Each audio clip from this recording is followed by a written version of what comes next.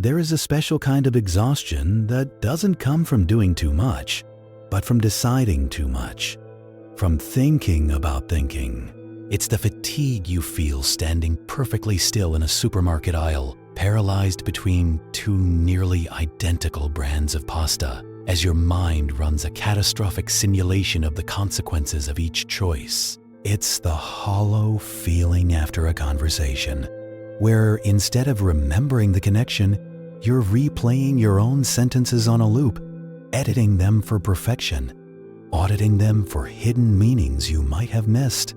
You are living in the post-production suite of your own life, editing a film that everyone else has already left the theater for. You were the child who needed to know why, who needed the map before the journey, the instructions before the game, the guarantee before the leap. This wasn't curiosity. It was a preemptive strike against uncertainty.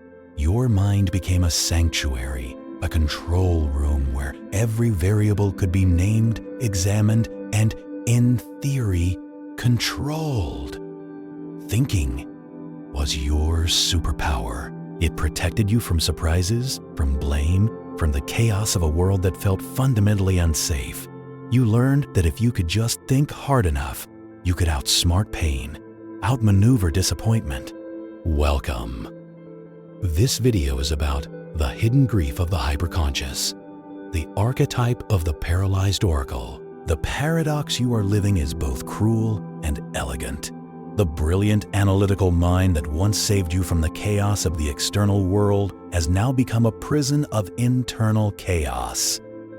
The very tool you built for safety has turned inward, and its scrutiny is endless, merciless, and utterly sabotaging. You are using a lighthouse to navigate the living room, and the beam is so blinding you can't see the furniture.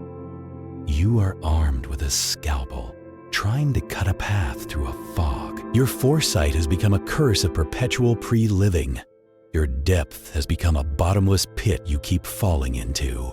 You are not thinking toward a solution. You are thinking instead of living. And in that substitution, you are losing the very life you're trying to perfect. Let's name this prison. Let's move from "I'm just an overthinker" to the precise psychological architecture. What you are experiencing is not just a bad habit. It is cognitive hypervigilance. It is the mind's attempt to achieve certainty in a universe that is fundamentally uncertain. And in doing so, it has declared war on spontaneity, trust, and the present moment. To understand this rewiring, we need three frameworks. First, the default mode network, DMN, hijack. The DMN is your brain's background processing system. It's active when you're not focused on a task, when you mind wander, reflect, and think about yourself, your past, your future. In a healthy brain, it's a gentle stream. In your brain, it's a 24/7 emergency broadcast system. It's been conditioned to believe that an unexamined moment is a dangerous moment, so it constantly feeds you what-if scenarios and should-have replays, mistaking mental activity for productivity and anxiety for preparedness. Your resting state is a state of siege. Second, we look at the illusion of control and intolerance of uncertainty. At its core, overthinking is a profound intolerance for the unknown. The brain would rather generate 1,000 terrible certain outcomes than sit with the quiet terror of, "I don't know." This is rooted in early experiences where unpredictability was linked to trauma, neglect, or overwhelming anxiety. Your neurology learned that ambiguity is a threat to survival. So now, your mind treats every open-ended question, from "what should I have for dinner?" to "what is the meaning of my life?" with the same biochemical urgency as a caveman scanning the horizon for predators. You are trying to solve existential dread with a pros and cons list. Third, we introduce the concept of mental ruminations and the problem-solving fallacy. Rumination is not problem solving. Problem solving is goal-oriented. Identify issue, generate solutions, implement, evaluate. Rumination is a closed, self-referential loop. It asks why instead of how. Why do I feel this way? Why did they say that? It's a dog chasing its own tail, mistaking the dizzying motion for progress. Neurologically, you are reinforcing the same neural pathways of distress every time you loop. You are not thinking your way out of the maze. You are memorizing the walls. The price of this mental fortress is a specific, hollowing grief. It is the mourning of the unlived. Present. You are grieving for the person you could be if you weren't constantly auditing the person you are. You miss your own life as it happens. A beautiful sunset is filtered through a mental commentary track. This is beautiful. Am I appreciating it enough? I should take a photo. No, that's not being present. Now, I've ruined it. A moment of joy is immediately cross-referenced with its eventual end. You are a ghost in your own experiences, always one step removed, analyzing the feeling instead of feeling it.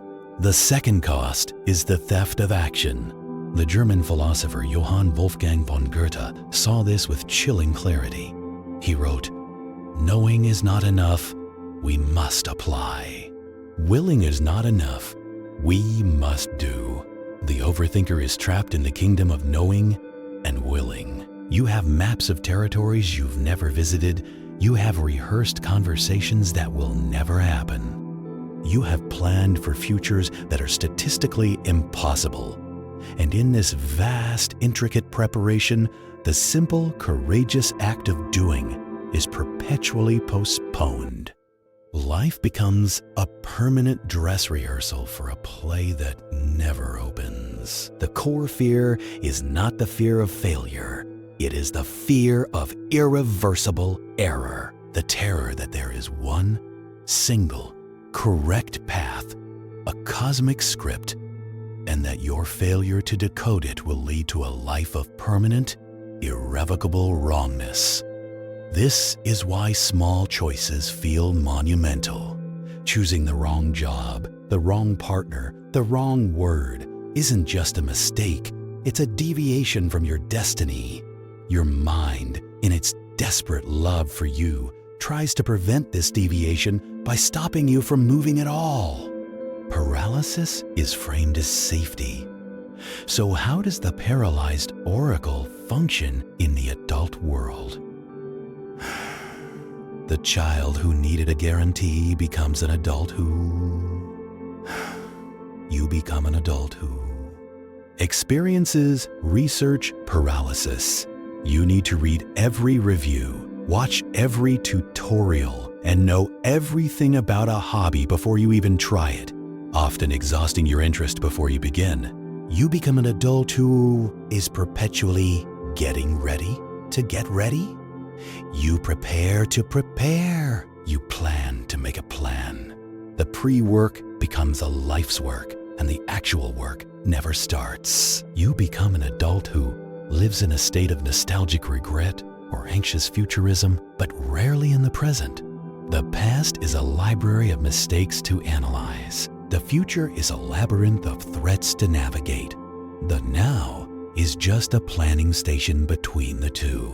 You become an adult who struggles with profound regret over paths not taken, not because you chose wrong, but because you were still thinking when the door closed. You become an adult who has phantom arguments and imaginary breakups. You end relationships in your mind a dozen times before any real conflict occurs, draining the actual connection of its vitality. You become an adult who believes your value is in your correctness. You'd rather be silent and appear wise than speak and risk being wrong, so your true voice stays locked in the editing room. These are not your personality. They are the sophisticated defense mechanisms of a system that equates thought with safety and action with danger. The first step of unlearning is not to become thoughtless. It is to witness the oracle without believing its prophecies. It is to see the thought loop not as truth, but as a familiar, fear-based pattern. To say, "Ah, there is the old familiar paralysis. Hello, old friend. I see you, but I am not you." Healing, therefore, is the conscious, gentle rehabilitation of imperfection. It is learning to choose good enough over perfectly analyzed. It is retraining your brain that action, even flawed action, is safer than the torture of perpetual deliberation. It begins with the 80% rule. If you have 80% of the information, you have enough to act. The final 20% you're chasing is an illusion of control, and its cost is your momentum. Make the decision at 80%. Send the email, start the project, book the ticket. Your mind will scream. Let it scream. Act anyway.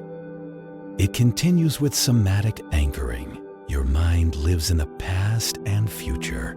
Your body only lives in the present. When you feel the spiral begin, drop out of your head and into your senses. Name 5 things you can see, 4 things you can feel, 3 things you can hear. This isn't avoidance. It's a strategic relocation of your consciousness from the chaotic control room to the calm of the physical vessel. It deepens with the practice of deliberate, small irreversibility. Do small things you cannot take back. Send a text without rereading it 7 times. Order a meal you've never tried. Donate an item without first imagining a future scenario where you will need it. You are building neuromuscular memory for commitment. You are teaching your system that irreversible acts are not catastrophes. They are the very fabric of a life lived. The goal is not to stop thinking. It is to dethrone thought as your sole governing authority, to install a council where intuition, sensation, and action have equal votes. The ancient Stoic philosopher Seneca, who understood the torment of an overactive mind, offered the antidote. We suffer more often in imagination than in reality. Your greatest suffering is not in your lived experience, but in the pristine, horrific, imaginary experiences your mind constructs to protect you from living. Your prison has no warden but you. The overthinker does not lose because they are unintelligent. They lose because they are playing a different game entirely. Everyone else is playing chess, moving pieces on the board. You are stuck in a 3D simulation of every possible chess game that could ever be played, analyzing quantum moves while your clock runs out. It is time to close the simulation, to feel the weight of a real piece in your hand, to make a move, any move, and to discover that the board will not explode, the world will not end. You will simply be playing the game at last. Your mind is a wonderful servant, but a terrible master. You were not born to be a prisoner of your own potential. You were born to turn that potential into a messy, imperfect, glorious reality. If this journey out of the labyrinth of your own mind resonates, share this with one person trapped in their own thoughts. And subscribe for more maps back to the present moment. This is not about fixing a broken thinker. It's about liberating a profound mind to finally touch the world.